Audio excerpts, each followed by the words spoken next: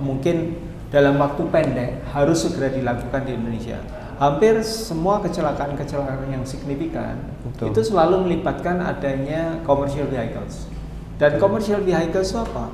Kelelahannya tinggi.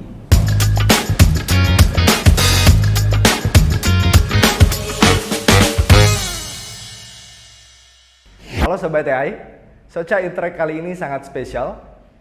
Hari ini kita akan membahas bagaimana peran dari electric and autonomous vehicle kepada krisis climate change yang disebabkan oleh emission carbon.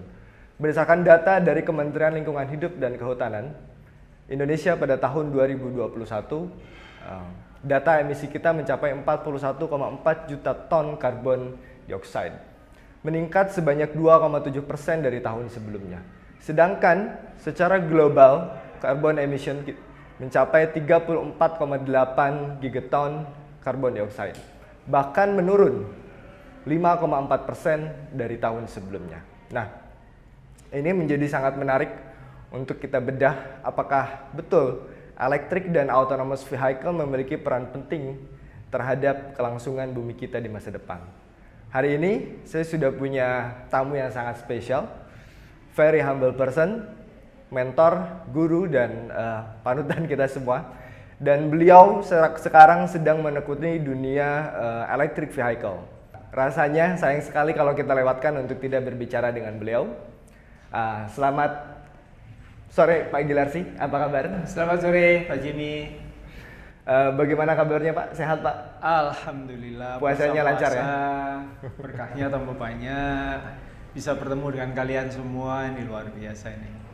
Kesempatan yang sangat baik juga buat saya untuk bisa bercerita bahwa apa yang Jimmy sampaikan tadi mengenai pathway untuk menuju net zero emissions ini sebuah langkah yang sangat penting, tapi memang upaya yang dilakukan harus sungguh-sungguh dan dari sekarang. Betul. Dunia mentargetkan net zero emissions itu tercapai di tahun 2050, komitmen dunia. Tetapi beberapa negara seperti Indonesia, China, India itu baru bisa berkomitmen, memberikan komitmen tahun 2060. Ini net zero emissions artinya apa? Zero emission. Karbon yang diproduksi, karbon yang dihasilkan dari hasil pembakaran mostly fossil fuels itu dengan karbon yang bisa ditangkap, dinetralisir, itu harus net nol, ya, jadi tidak surplus, tidak minus gitu. Nah, tapi tujuannya sih minus gitu. Jadi kalau bisa emisi karbonnya malah minus, tidak zero. Nah, tapi ada yang bisa menghasilkan minus. Beberapa negara misalnya kayak negara Bhutan misalnya itu minus. Minus Pak. Keren banget itu. Kalau sudah bisa menghasilkan minus dari net, itu yang luar biasa.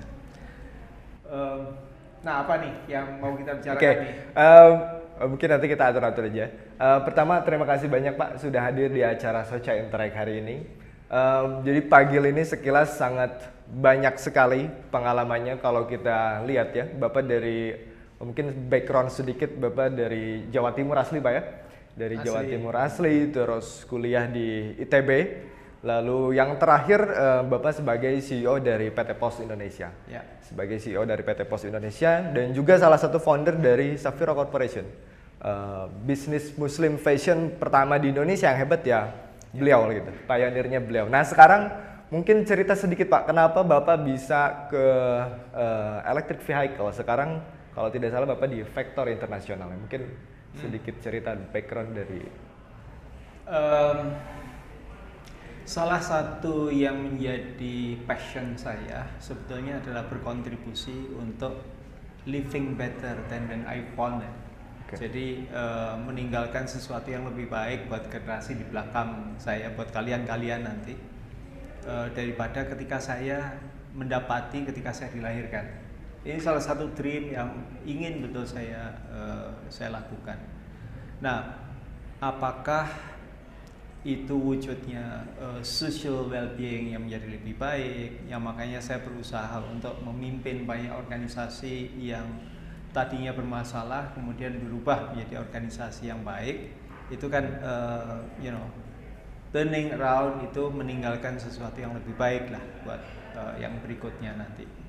Nah, ketika dunia sedang berhadapan dengan isu yang sangat penting, climate change, carbon emissions, yang itu efeknya adalah pada generasi-generasi yang akan datang dan sangat serius.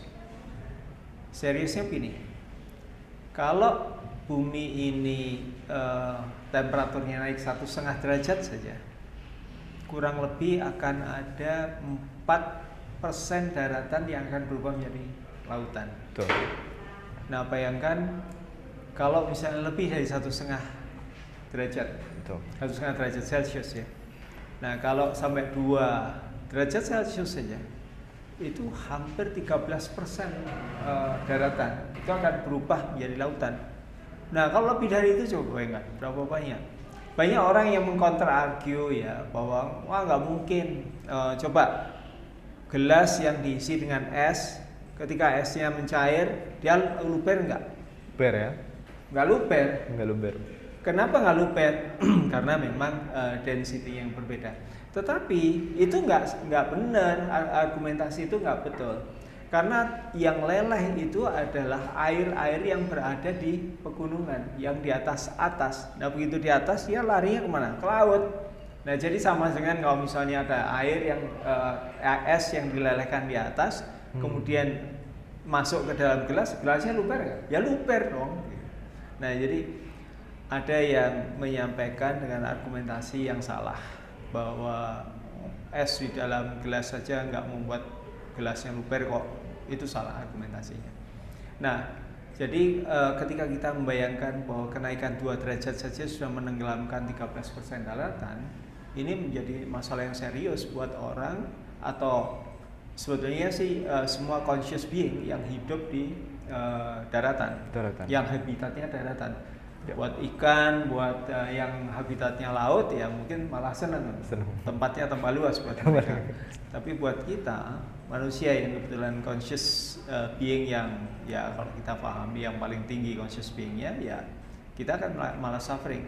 Bayangkan 2050 jumlah penduduk bumi kalau diproyeksikan berdasarkan tingkat pertumbuhan hari ini itu akan mencapai 9,5 miliar. Sehari ini kita sekitar 7 miliar. Nah, penambahan 2,5 miliar itu butuh space, butuh resources, butuh quality of life yang tentunya minimal sama dengan quality of life hari ini. Nah, dengan resources yang tidak bertambah, malah berkurang justru. Betul. Kemudian space untuk tinggal yang per kapitanya juga menjadi semakin sempit, belum lagi termakan air, itu quality of life kalian nanti akan menjadi sangat-sangat buruk kalau seandainya kita tidak melakukan apa-apa hari ini. Betul, betul. Nah, jadi itu yang pertama, catatan yang pertama. Yang kedua, transportasi itu berkontribusi tidak kurang dari 17% dari carbon emissions di dunia ini, global. Khusus Indonesia, angkanya naik. Kenapa? Karena Indonesia dari efek dari industri tidak sesignifikan efek dari industri misalnya di Cina atau di belahan dunia sebelah barat ya. Kontribusi kita lebih banyak di mobility, di transportasi ini. Nah, jadi kalau menurut angka-angka research Indonesia itu di atas 20% kontribusi dari carbon emissions ini. Nah, makanya saya berpikir yang paling mudah itu adalah ini kan artinya jumlah produksi karbonnya 20% ya. 20% ya. Terhadap produksi karbonnya Indonesia. Nah, yang paling mudah adalah bagaimana mengurangi produksi karbonnya. Sebetulnya kalau kita berpikir dari ujung ke ujung, itu mulai dari green energy, mulai misalnya PLTA. PLTA kita itu banyak sekali yang sebetulnya kualitasnya juga memburuk karena kualitas air, kualitas sungai kita, kualitas hutan-hutan yang berada di atasnya, sehingga kualitas airnya memburuk sekali.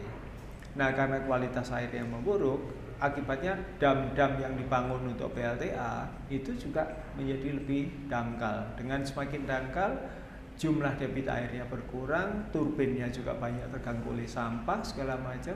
Akibatnya PLTA yang kita punya pun yang sebenarnya sangat signifikan jumlahnya di Indonesia itu pun tidak memberikan hasil yang sama baiknya.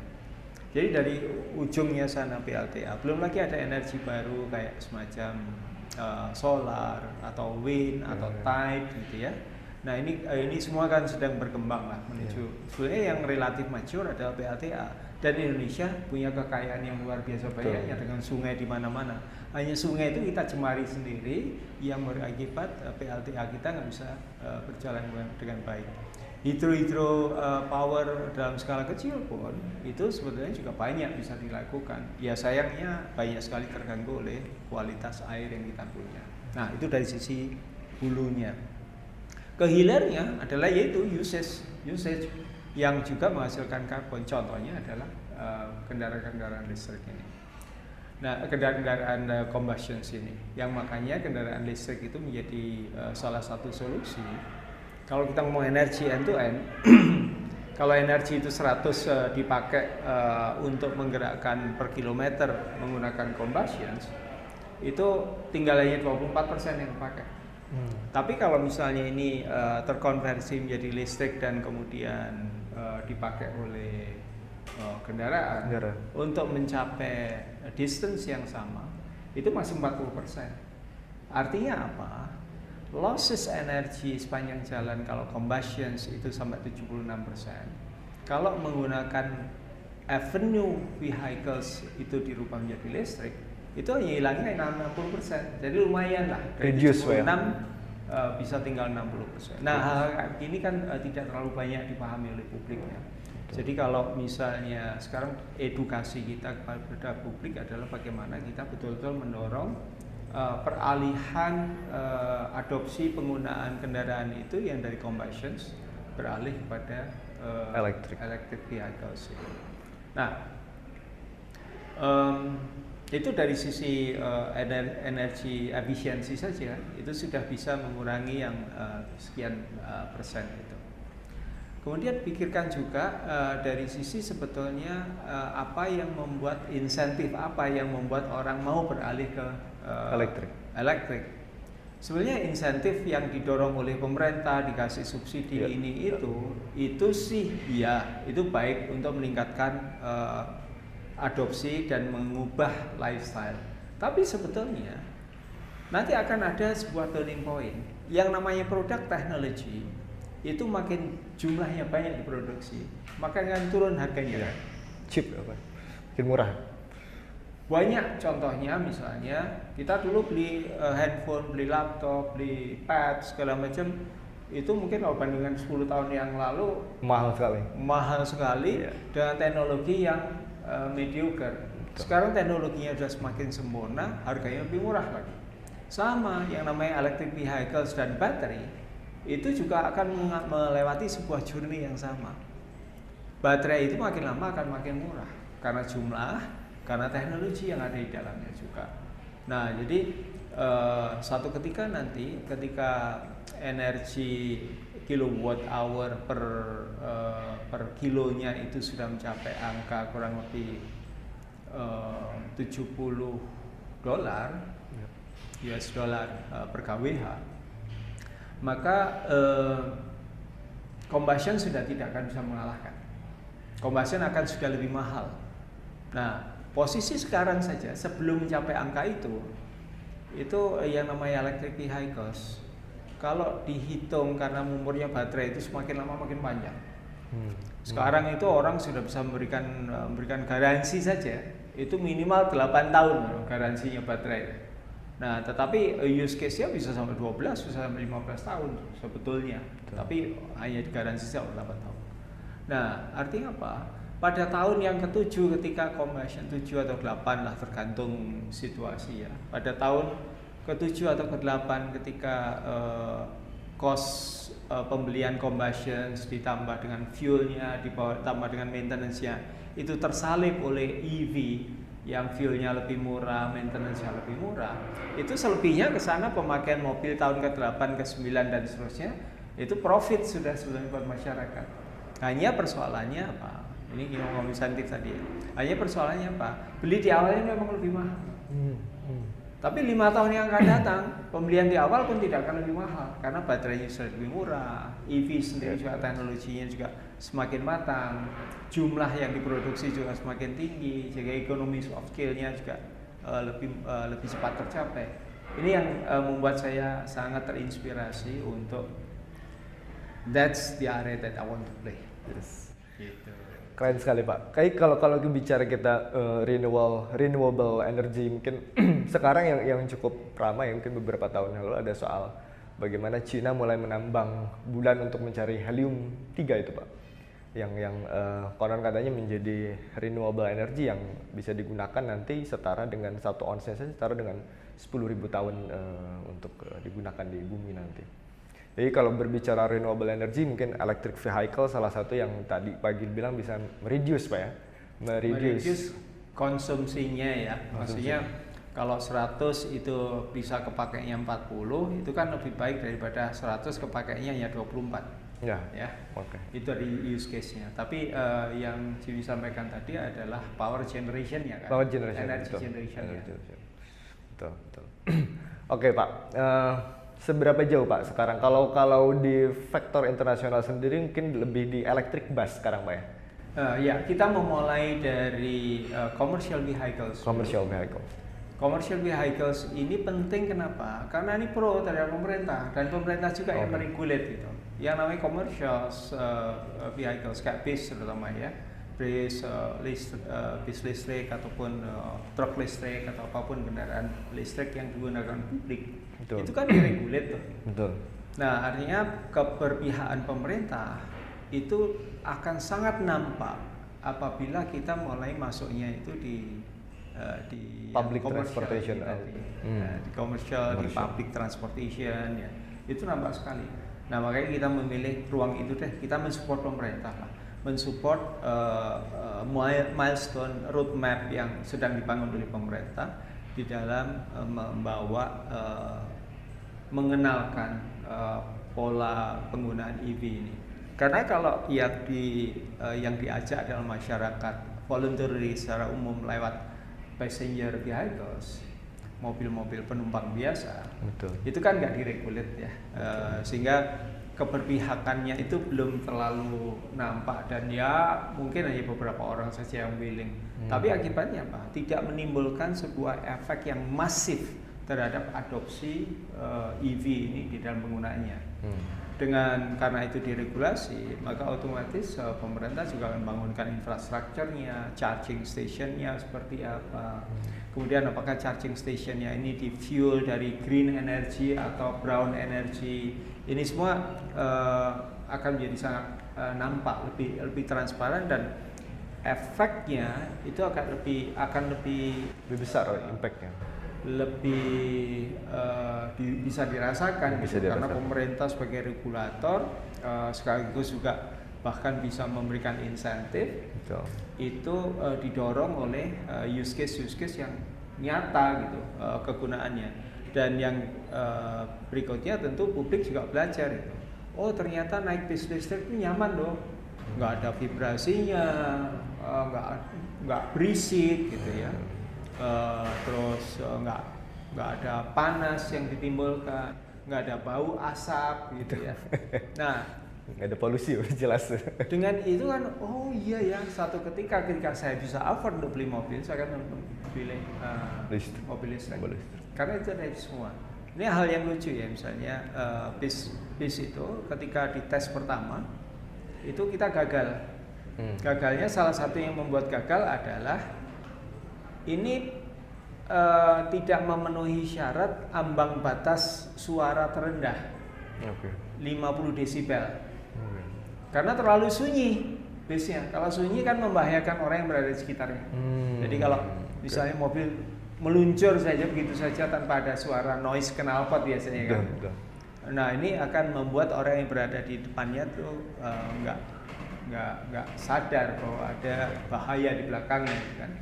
Nah makanya terus bass itu diberi artificial sound melalui speaker gitu, mengeluarkan suara. Memang dibuat Pak saat memang itu. Dibuat, memang dibuat gitu. Karena aslinya sangat sunyi. Sangat sunyi. Jadi kalau di dalam bass itu, kalau misalnya ruang di luar itu lagi nggak ramai. Saya baru tahu.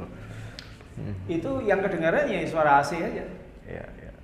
Keren. Jadi orang naik bass listrik itu punya experience, dan yang makin banyak yang naik bass listrik kan mereka akan beda ya, ternyata nggak ada bau asapnya, apalagi kalau orang perempuan naik ke bass biasa combustion, kemudian turun dari bass bau asap semua, nanti sampai kantor harus ganti dulu. Itu repot lah ya. Terutama kan kalau cowok sih nggak peduli, bau juga tetap aja ngantor gitu. Tapi kalau cewek-cewek kan agak lebih peka, jadi begitu sampai kantor ganti kerudung, ganti apa segala merepotkan lah ya. Nah jadi dengan electric vehicles ini, electric bus ini, harapannya ada efek edukasi yang semakin cepat juga ke publik gitu. Mulainya dari situ. Tapi kita tidak berhenti di situ, karena kita ingin sampai kepada hulu dari supply chain adalah di baterainya sendiri. Nikel, pengolahan nikel sampai menjadi katoda, sampai menjadi baterai. Satu ekosistem lengkap. Menjadi sebuah ekosistem. Yang itu dari sisi hulunya. Kemudian nanti di hilirnya lagi muncul recycle, baterai-baterai yang sudah mati mau diapakan. Nah kita juga sedang merencanakan, dan teknologinya sudah lah mulai kita temukan yang partnership. Ada juga kita punya beberapa innovation labs, ada di beberapa lokasi lah innovation lab kita. Yang itu tujuannya untuk pada saat ketika nanti recycle itu mulai diperlukan, kita sudah bisa establish recycle plant. Bayangkan kalau misalnya nanti baterai yang dipakai adalah NMC misalnya, kan ada LFP, ada NMC ya. Nah, lithium ferrofosfat itu tidak terlalu menarik karena memang harga ferro dan fosfatnya murah gitu ya. Tapi kalau NMC karena dia lithium nikel manganis kobalt, nikel manganis kobaltnya itu mahal gitu. Jadi ini perlu di-recover. Nah, kalau itu di-recover melalui recycle, artinya nambangnya nanti nggak perlu ditambang, tapi nambangnya di pabrik aja gitu. Tapi untuk saat ini gimana Pak untuk bahan bakunya? Karena kan secara sumber daya kita punya itu semua Pak. Atau nggak semua, beberapa saja yang kita punya dari daftar kebutuhan produksi baterai. Kita punya yang paling banyak itu nikel, kemudian hasil samping dari tambang nikel itu biasanya ada kobalt. Ya. Manganis ada tetapi sangat sedikit kita punya, tapi dunia masih banyak lah manganis itu. Lithium tidak signifikan yang kita punya. Jadi ya memang pada akhirnya saling sumbang aja, negara mana menyumbang apa. Dan Indonesia itu punya cadangan nikel 25%, seperempat dari cadangan dunia itu ada di Indonesia. Nah itu yang keren. Nah makanya jangan dibuang-buang lah nikel itu, hal yang gunakan untuk sesuatu yang bermanfaat, yaitu untuk buat baterai. Salah satu peluang kita untuk ke industri electric vehicle sangat besar berarti Pak. Sangat besar. Kita bisa ikut, setidaknya kita bisa menjadi hub. Kalau 25% cadangan nikel di sini, dan future dari baterai, walaupun teknologinya tidak hanya nikel base saja ya, nikel pun bisa digantikan. Contohnya LFP tadi nggak pakai nikel sama sekali gitu. Tapi energi density-nya rendah. Jadi kalau use case yang membutuhkan energi density tinggi untuk pemanfaatan drone atau airplane jarak pendek misalnya, atau mobil yang membutuhkan range jauh atau membutuhkan performance yang lebih baik, maka masih dependent kepada nickel base nih. Nah, Tesla di awal mengembangkan nikel NCA, nikel cadmium aluminium ini. Nah, tetapi berikutnya mulai larinya ke NMC, nikel manganis kobalt.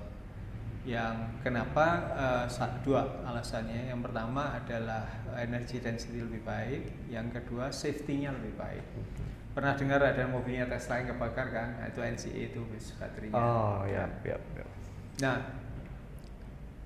Indonesia itu karena kita memanfaatkan nikel base kita, harusnya kita bisa juga menjadi produsen baterai di dunia. Hanya sayangnya begini,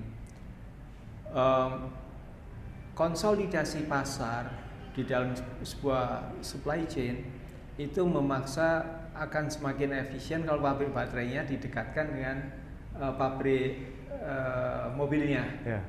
Nah, karena di Indonesia pabrik mobilnya sedikit, apalagi kita masih sangat didominasi oleh Jepang yang rada emoh ke EV gitu ya. Yep. Nah, jadi mungkin ini akan menjadi dilema buat Indonesia. Tapi buat kita punya pilihan. Gak usah sampai baterai pun nggak apa-apa, sampai prekursor saja, sampai katoda saja. Itu sudah baik. Sejauh kita bisa mengekspor ke misalnya negara-negara produsen ya Amerika, ya Eropa, Inggris.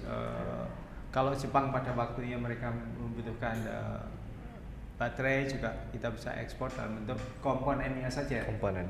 Nggak usah harus sampai ke baterainya. Nah ini yang kita harus rawat lah. Betul. Kekayaan yang tidak yang segitu-segitunya dan tidak akan panjang terus ada. Karena ini diperkirakan kalau misalnya kebutuhan EV yang membutuhkan nickel battery ini trajektorinya naik dengan pace seperti hari ini, itu tahun 2027 2028 kita sudah mulai kekurangan nikel. Kalau semuanya sudah nikel ya. Nah, tapi rasanya sih enggak lah, itu terlalu, menurut saya masih agak terlalu pesimistis. Mungkin paling tidak horizon 15-20 tahun kita masih bisa memanfaatkan nikel yang ada dengan berbagai teknologi. Nikel yang ada sendiri pakai sekarang masih yang ore-nya itu punya nikel konten tinggi. Yang nikel kontennya rendah belum diolah nih. Nah, paling tidak adalah teknologi yang harus diintroduce untuk bisa mengolah yang nikel kontennya rendah tadi itu. Wow. Tapi Pak Egil ini memang kalau teman-teman yang belum tahu backgroundnya di chemical ya? Saya teknik kimia. Kimia. Memang di teknik kimia. Ya sedikit-sedikit ngerti lah. Tapi teknologi ayo, ngomongin logistik ayo apa? Luar biasa. Oke. Pak, electric vehicle nggak akan pernah lepas dari sekarang kalau kita liatin tren pasti ke autonomous vehicle. Autonomous vehicle. Dimana sekarang banyak orang bilang bahwa ya untuk mencapai autonomous vehicle itu ada beberapa step atau ada beberapa level ya. Kita sudah mulai dari cruise control, assistance, automation sampai benar-benar ke fully automation. Nah, di Amerika sendiri dan di Eropa terutama UK, konon katanya itu crowd Pak, untuk startup autonomous dan electric vehicle itu sudah mulai crowd Pak di sana. Betul sekali. Ya, dari mulai mobil pribadi seperti Tesla terus sampai ke robot taksi ya. Sekarang sudah mulai robot taksi di mana memang kendaraannya atau vehicle-nya digunakan untuk komersial. Nah, bagaimana Pak chance kita di Indonesia untuk membangun autonomous dan electric vehicle sendiri, sehingga karena kalau kita lihat logistik kita ini besar Pak ya. Logistik kita ini besar dan impacted by the e-commerce trend sekarang. Itu saya lihat luar biasa. Luar biasa pengiriman, delivery, bahkan kurir. Jadi menimbulkan industri baru, market baru. Saya rasa itu ada satu problem nanti di mana mungkin kita akan kekurangan kurir atau transportation issue. Menurut Bapak gimana? Ini bisa sehari kita bicara itu. Tapi kita mulai dari yang sedang ada di hadapan saya nih. BIS ya. BIS itu sekarang levelnya sensornya belum full kita coba utilize ke arah journey autonomous. Tetapi yang sebentar lagi kita akan introduce adalah nggak usah terlalu sophisticated dulu, tetapi bagaimana kelelahan fatigue level dari si supir itu bisa dibaca dan itu bisa membuat kendaraan itu immobilize. Kalau supirnya ngantuk, udahlah nggak usah disupirin oleh AI deh, karena masih banyak parameter yang harus kita consider. Tetapi setidaknya mobil itu nggak bisa jalan. Jadi Ketika semacam kendaraan- driver assistance Pak gitu ya.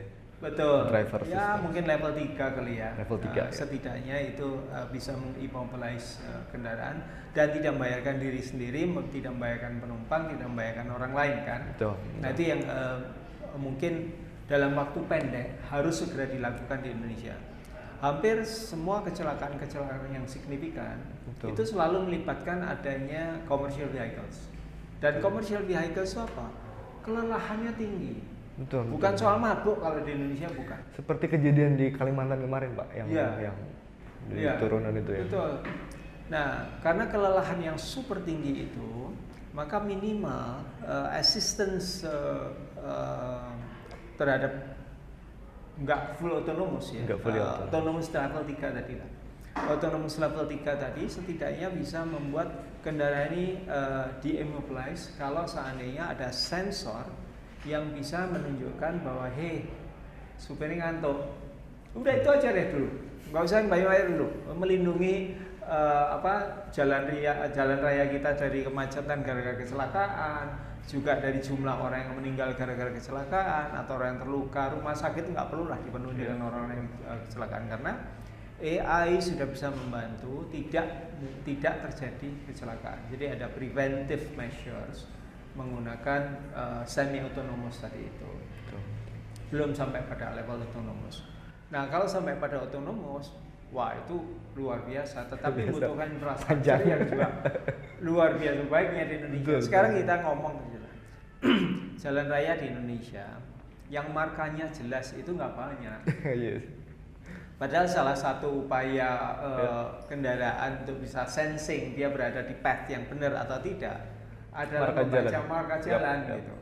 Nah, terus gimana kalau infrastruktur Indonesia sendiri tidak memungkinkan si kendaraan itu sensing dia berada di path yang benar atau tidak. Betul. Kemudian jalan berlubang kan kadang-kadang juga kalau lampunya nggak nyala juga nggak kelihatan. Ya. Betul. Nah, memang bisa saja dikembangkan sensor-sensor infra yang Betul. bisa mendetek itu. Tapi kan menjadi super mahal jadinya. Betul, Ya, betul. jadi harus jalan bareng lah antara infrastruktur dengan teknologi ini sendiri. Nah di Eropa, di Amerika, di negara-negara yang relatif berkembang, Jepang, mungkin partly juga Cina, hal kayak gini sudah menjadi standar yang umum gitu, sehingga pemanfaatan AI di dalam mendrive menuju autonomous itu dengan sangat mudah bisa dilakukan. Nah di Indonesia mungkin ya udahlah kita nggak usah mimpi sejauh itu, tetapi dulu maksudnya yuk kita bebenahnya paralel lah. Infrastruktur tetap harus diperbaiki, tapi dari sisi AI sendiri didorong ke maksimum yang infrastruktur memungkinkan. Ya contohnya tadi itu. Contoh lain misalnya bagaimana AI itu bisa membantu security dari si penumpang, si driver maupun kendaraan itu sendiri dalam konteks apabila terjadi mismatch profile driver yang seharusnya itu diisi oleh profile yang sama sekali nggak dikenal, itu langsung immobilize, mobilnya nggak bisa jalankan. Nah hal kayak gitu kan simple sebenarnya, security ya, menghindari perampokan, kok lari segala macam. Nah ini kan sesuatu yang levelnya nggak sangat tinggi, applicable, immediate bisa langsung dirasakan manfaatnya oleh masyarakat. Nah kalau di combustion bisa nggak yang kayak begini? Agak susah. Kenapa? Karena kalau EV otomatis semuanya terkoneksi dalam sebuah ekosistem digital. Kalau combustion itu untuk mendigitalkan combustion saja akan butuh langkah yang sudah sangat merepotkan. Jadi udahlah, nggak usah ngomong combustion dibantu dengan AI, tapi yang kita coba udah langsung aja ke EV. Betul. Keren Pak. Oke. Kira-kira berapa lama Pak kita bisa mencapai? Oke lah, kita nggak mungkin nggak sesophisticated untuk fully autonomous atau automation. Ada yang menurut saya praktikal itu segera bisa dilakukan. Misalnya begini, kendaraan kayak misalnya truk, kendaraan ngangkut barang ya. Itu diberi jalur khusus kan, misalnya jalan let's say misalnya ya, jalan layangnya MBZ yang di Cikampek itu, Cikampek Jakarta itu itu dipakai oleh kendaraan-kendaraan non komersial. Yang komersialnya di lautan bawah. Nah, komersial di bawah itu semua marka jalannya diperbaiki, segala macam diperbaiki. Semua truk yang lewat situ adalah truk yang sudah memiliki kemampuan otonomus. Nah, itu sederhana. Betul. Jadi di limit saja untuk misalnya setidaknya yang commercial vehicles itu semua sudah otonomus, nggak ada saling nyalip, ada emosi saling balap di antara itu memang karakteristik kita kayaknya, Pak. Iya. Karakteristik kita saling nyalip, disalip sedikit ikut nyalip. Marah gitu kan. Paling pengen ludah gitu kan. Ngomong kasar segala macam. Jadi memang kita problematik tadi yang Bapak bilang betul, apalagi untuk mencapai autonomous, Pak ya. Untuk mencapai autonomous betul banget tadi soal marka. Belum lagi kita punya atribut-atribut kecil ya, gerobak, beca dan lain-lain. Kayaknya sangat-sangat itu complicated betul. parameter buat sensor-sensor yang standar lah. Betul. Sensornya harus di-advance-kan dulu itu. Oke, roadmap Bapak untuk, karena baru kan Pak, Vector Internasional masih baru kan? Baru bulan Januari ini. Belum setahun resminya malah Februari. Wah, masih baru banget. Saya senang banget ketika dengar kabar Bapak udah selesai di pos gitu ya. Terus ada, ya mungkin Bapak bilang saya selalu anggapnya kalau pagi ini punya mainan baru gitu, tapi rasanya ini serius banget kayaknya. Betul. Rasanya yang ini sangat serius. Kenapa? Karena impact-nya besar sekali, Pak. Ya. Impact-nya besar sekali. Jadi ada passion saya teknologi ada di situ. Passion saya untuk yang tadi saya sampaikan, living things better than when I found it, itu juga ada di situ. Jadi ada idealisme untuk meninggalkan bumi ini lebih baik daripada ketika saya dilahirkan. Itu adalah spirit di situ ya. Kemudian ya tentu di dalamnya ada bisnis, yang dimana bisnis itu adalah upaya untuk meningkatkan welfare dan well-beingnya orang banyak gitu kan. Betul. Nah, tiga elemen itu semuanya ada di situ. Jadi why not? Luar biasa. Roadmap-nya Pak, bagaimana untuk roadmap ke depan? Oke. Mungkin saya perlu tuntaskan sedikit yang mengenai ini cerita bis aja dulu ya. Saya belum ngomong yang lain-lain dulu. Bis aja dulu. Bis di Indonesia itu jumlahnya ada sekitar 230-an ribu. Kemampuan untuk replenish beli baru itu di Indonesia sangat sedikit masih.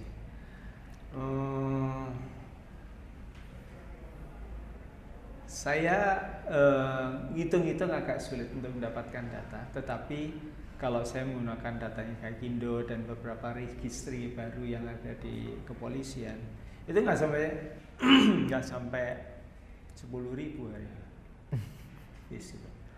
Nah, kalau 230 itu harus di-replace, let's say maksimal 10.000 saja. Itu butuh 23 tahun. Wow. Kelamaan. Dan saya harus berasumsi bahwa 10.000 itu semua adalah EV bus kan. Which is naif kalau misalnya saya harus mengasumsikan bahwa semua orang akan beli electric bus. Karena harganya hampir 2 kali lipat gitu kan. Nah, jadi saya harus berasumsi affordability terhadap EV bus ya pasti akan makin lama makin baik karena harganya makin murah, kemampuannya juga semakin baik. Tapi sisi yang lain, kan kita masih harus berhadapan dengan combustion bus populations nih. Nah, jadi kita sedang mengembangkan, kita nyolakin beberapa partner. Saya kemarin ke UK juga rencana membuat joint ventures di sini.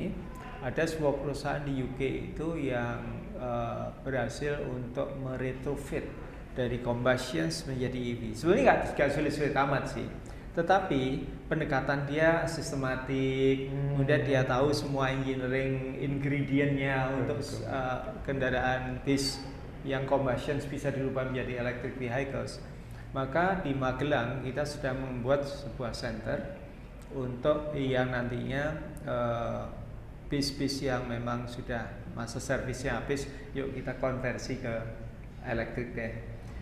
Saya juga sedang bicara dengan teman-teman di Kementerian Perhubungan untuk bisa bagaimana mengatur regulasinya. Kalau combustion dirubah menjadi elektrik, orang bikin STNK itu kan biasanya syaratnya ada nomor rangka, sama nomor mesin kan. Betul. Nah nanti nomor mesin kan nggak ada, tinggal nomor rangka saja. Kalau mesinnya digantikan dengan powertrain yang berbasis listrik, nah ini kan nggak bisa jalan di jalan raya karena persyaratan. Nah ini persyaratan di kita antara ya teman-teman di Kementerian Perhubungan lah yang sedang memikirkan itu. Karena ini juga harus didorong supaya yang tadi saya bilang atau repower lah, kita sebut sekarang repower. Jadi combustion menjadi elektrik itu kita sebut sebagai repower kendaraan-kendaraan komersial. Nah kalau sekarang masih batasnya komersial dulu karena relatif ada standarnya. Sampai kepada pick up pun kita tahulah wheelbase-nya berapa, engine-nya dipakai berapa kelasnya, yang bikin platformnya ya paling 3-4 perusahaan gitu kan. Jadi lebih gampang lah. Truk-truk juga sama, chassisnya paling chassis ini itu. Nah ini yang kita coba masukkan ke dalam sebuah platform untuk retrofitting atau repowering tadi itu dari combustion ke elektrik. Nah tahun depan mestinya kita sudah bisa commercialize itu seandainya semua regulasinya sudah memungkinkan. Nah ini juga jumlahnya kan banyak. Commercial vehicles di Indonesia nggak kurang dari 5 juta tuh. Kalau menggunakan replacement rate yang sangat lambat, ya kita akan 2050 nanti komitmen Indonesia untuk net zero emissions itu 2060 atau lebih cepat. Nah, tapi di roadmapnya Kementerian Perhubungan 2045 kita itu menjual kendaraan terakhir combustion. 2045 Pak, komitmennya. Artinya setelah itu semua populasi diharapkan sudah akan menjadi EV. Sambil habisnya masa pakai si combustion ini. Nah tapi in between ini kan masih panjang nih. Kalau kita bisa membantu dengan ada repowering tadi itu, proses repowering, jadi yang namanya populasi EV-nya juga bisa menjadi lebih cepat, lebih banyak. Betul. Nah di EV itu kalau yang namanya maintenance kenapa bisa menjadi lebih murah? Karena prediktifnya gampang berdasarkan behavior kendaraan. Vibrasinya ada anomali nggak, heat mau baterai, heat pendingin, heat apapun yang memang bisa diukur dan meter itu bisa diukur, semuanya bisa termonitor secara real time. Yang kalau combustion agak sulit itu dilakukan. Kemudian vibrasi, noise, heat itu semua kan sensor-sensor yang semua bisa langsung dinaikkan ke cloud, ada analitiknya, ada dashboardnya, ada dashboardnya. Ini upper control limitnya, ini lower control limitnya. Kalau dia ada berapa upper control limitnya, ya udah deh, yuk digiring, dibawa ke workshop terdekat, ke bengkel terdekat, dikonek langsung di situ, dibookingkan. Workshop tolong siapkan, kita mau mengganti ini. Jadi begitu nyampe kayak pit stopnya F1 gitu kan. Cuma buah komputer, integrated sensor, semua data keluar, Pak. Menjadi sangat murah karena nggak downtime-nya kendaraan itu nggak perlu panjang gitu. Dengan semua predictive maintenance yang muncul di dalam telematics modelnya itu kan.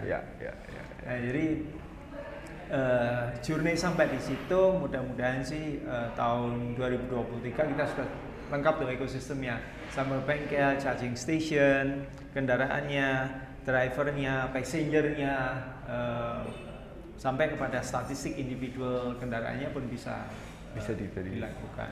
Nah kalau nanti misalnya kita juga serve taxi company misalnya, maka taxi company juga akan punya feature-feature itu. Kalau kita punya kayak rental vehicles yang gitu ya, nanti juga semua feature itu bisa dimanfaatkan.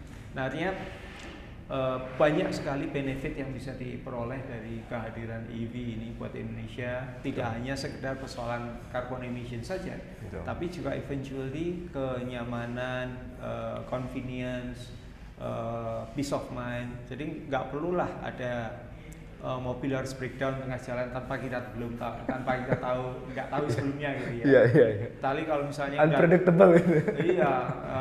Ini menjadi sangat prediktif. Jadi sangat prediktif ya, betul. Gitu.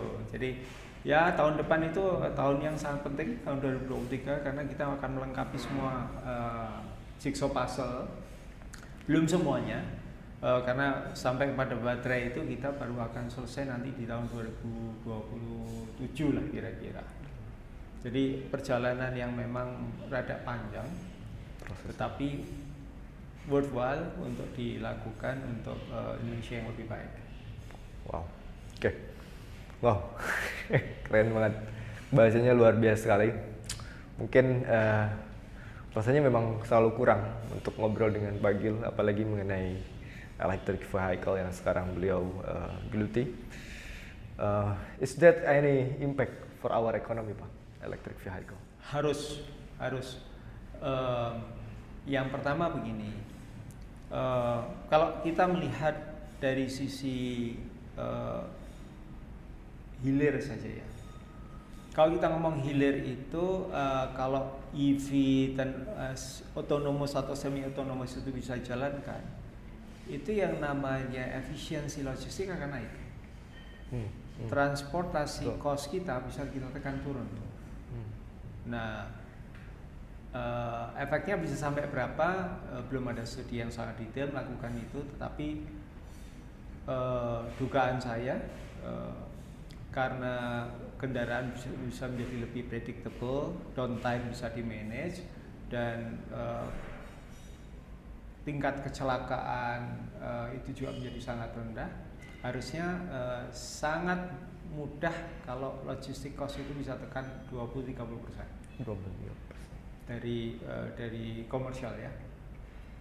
Nah, kemudian kalau kita ngomong dari sisi hulunya, impact ekonominya apa? Impact ekonominya lebih kepada kalau sekarang biaya untuk merawat sebuah combustion vehicles dibandingkan EV, itu EV jauh lebih murah dan sangat signifikan. Nanti kalau sudah ketemu di sekitar, apalagi baterai itu di level 70-an US dollar per kWh, itu saving itu bisa menjadi savingnya milik masyarakat, milik pemilik EV ini. Nah, savingnya berapa memang belum terlalu banyak dilakukan kajian, tapi dugaan saya di situ ya, savingnya setidaknya kalau dibandingkan dengan combustions, itu dari harga combustions-nya sendiri itu bisa sampai 20%. Wow. Nah, jadi kalau melihat itu akan banyak ekonomi yang sebetulnya resources yang sekarang digunakan untuk sesuatu yang salah atau unnecessary, mungkin bukan salah tapi pilihannya hanya itu gitu ya, menjadi sesuatu yang lebih necessary gitu. Nyekolahin anak ke Harvard gitu kan lebih necessary gitu ya. Kira-kira gitu ya. Jadi impact ekonomi pasti akan banyak itu. Betul. Dan tentunya kualitas hidup jadi lebih baik, Pak. Exactly. Kualitas hidup jadi lebih baik, dan orang jarang sakit, yang kecelakaan berkurang, yang meninggal tiba-tiba juga berkurang gitu kan. Dan peluang kita sebagai manusia untuk mendapatkan pekerjaan yang lebih layak ya. Absolutely. Ya, jadi mungkin tidak hanya semata-mata hanya pekerjaan-pekerjaan yang blue collar gitu, Pak ya. Ya. Gitu. Oke. Wow. Terima kasih banyak, Pak. Sama-sama. Untuk sharingnya. Terima kasih banyak. Teman-teman. Teman-teman, itulah Pak Gilarsi dengan semangatnya untuk mewujudkan net zero emission. Untuk membuat Indonesia lebih baik. Untuk membuat Indonesia lebih baik. Terima kasih.